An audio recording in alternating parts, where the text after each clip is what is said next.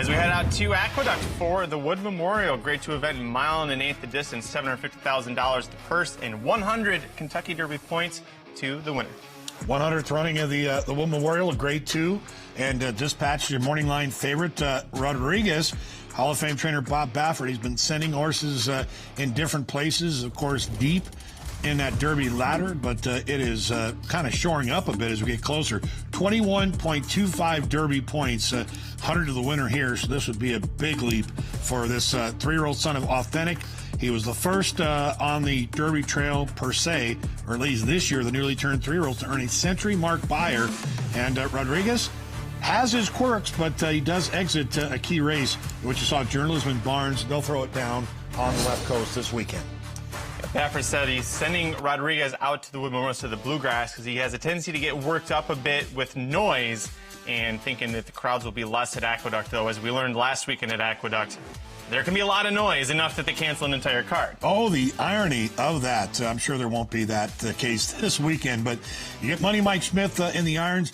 This horse is drawn inside. He's going to need to be a little aggressive and I think proactive to assert himself. And he's kind of a free-running, free-striding son of Authentic, and I think he's probably better suited on, or if not very close to the lead. As far as Captain Cook, this has turned out to be a smart, shrewd acquisition for Richard Duttero, the St. Elias stable. Props to bloodstock agent Stephen Young.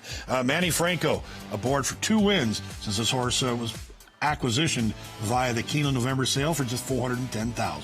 Talking to Gabby Gaudet going into the Withers Stakes, which you're watching here, and Captain Cook was originally part of the Mary Lou Whitney Stables band when John Hendrickson passed away, the dispersal at the Keeneland November sale.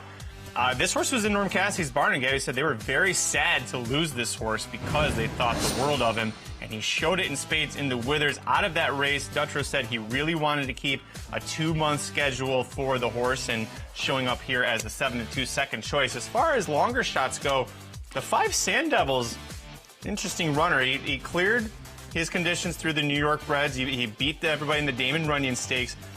Didn't break that one to Gotham to still run second to Flood Zone, who we'll see Saturday in the UAE Derby. I thought was pretty impressive. Couldn't agree with you more. I think the fact that, this horse will get a straight-on opportunity to go to the 2-turn game. Some would argue that maybe that's a stretch, but he's out of that mare mineralogist who's by Mineshaft. No issues with getting the added ground. And I thought this was just a gut-out victory, and I think it showed how resilient this son of violence is. He did come back to finish, I thought, a better than look third in the Grade 3 Gotham on March 1st. Flood Zone, of course, going to the UAE Derby this weekend, and because you'll be up and early Adam, you'll have an opportunity to see if Flood Zone is a proper barometer. If he runs well in the UAE Derby, then you might want to consider Sand Devil a bit more. And Caleb was on the air with Todd Schrupp the other day, and not that Sand Devil is a gelding, funny side, he compared the 2 running lines. They're eerily similar, having 4 starts and the development in the line there. And, of course, it's Chester Broman.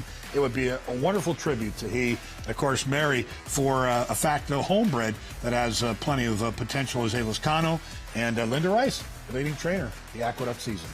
Wood Memorial is scheduled to be the 12th race Saturday with the 3:10 Pacific, 6:10 Eastern post time. You can watch and wager here on FanDuel TV. Here's